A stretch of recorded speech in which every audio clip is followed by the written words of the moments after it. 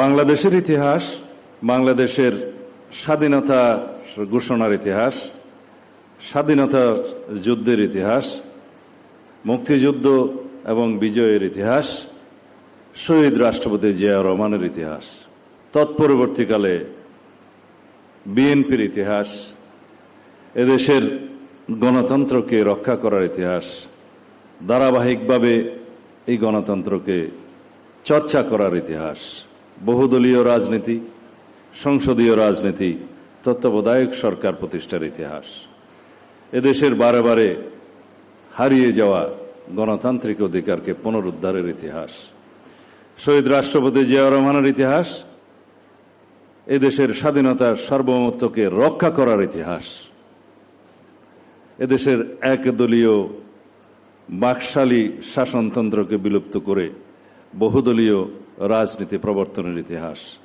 পঞ্চম সংশোধনের মধ্য দিয়ে এদেশের মানুষের গণতন্ত্রকে পুনরায় ভিত্তি দেওয়ার ইতিহাস।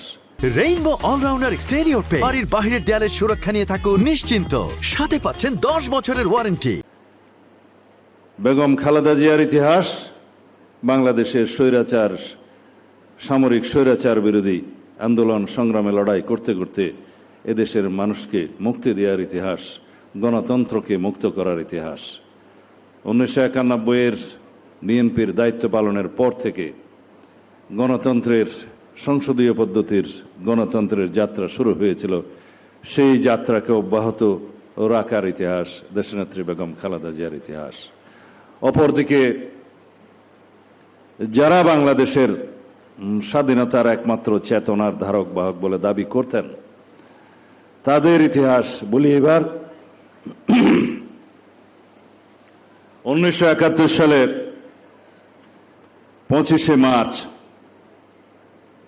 কালো রাত্রিতে রাজারবাগ পুলিশ লাইনে দখলদার পাকিস্তানি বাহিনীর আক্রমণের মধ্য দিয়ে গণহত্যার যে সূচনা হয়, তার পরবর্তীতে একই রাতে 25শে মার্চের দিবাগত রাতে 26শে মার্চের প্রথম প্রহরে যখন তৎকালীন মেজর জিয়া চট্টগ্রামে সেই সংবাদ অবহিত হওয়ার সাথে সাথে বিদ্রোহ ঘোষণা করলেন, বললেন উই রিভল্ট, এবং তাৎক্ষণিকভাবে বাংলাদেশের স্বাধীনতা ঘোষণা করলেন। লেফটেন্যান্ট কর্নেল জানজুয়াকে গ্রেফতার করলেন, হত্যা করা হলো অন্যান্য পাকিস্তানি দখলদার বাহিনীর সেনা অফিসারদের। সেই রিভল্টের ইতিহাস অনুযায়ী বাংলাদেশের যে 26শে মার্চ বাংলাদেশের স্বাধীনতা দিবস, তাকে অস্বীকার করার ইতিহাস হলো এই আওয়ামী লীগের ইতিহাস।